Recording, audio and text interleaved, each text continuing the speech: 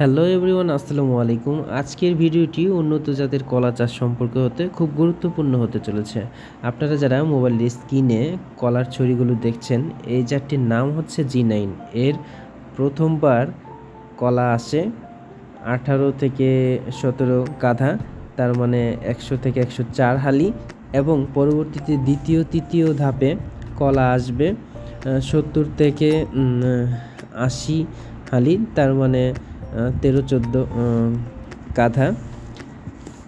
এই মুহূর্তে যারা বেকার আছেন, শিক্ষিত বেকার, তাদেরকে আমি বিশেষভাবে অনুরোধ জানাচ্ছি আমার এই ভিডিওটির মাধ্যমে যে আপনারা ঘরে বসে না থেকে আপনাদের পুকুর পাড়ে কিংবা বাসার আশেপাশে খালি পতিত জায়গা থাকলে সেই জায়গায় এই G9 কলার জাত লাগান এবং অর্থনৈতিকভাবে স্বাবলম্বী হন।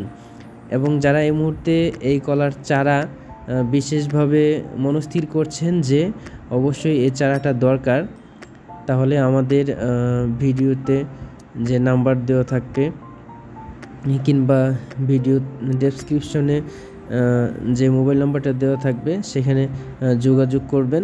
তো আমি মনে করি যে আপনাদের এই বিষয়টা স্বাবলম্বীর দিক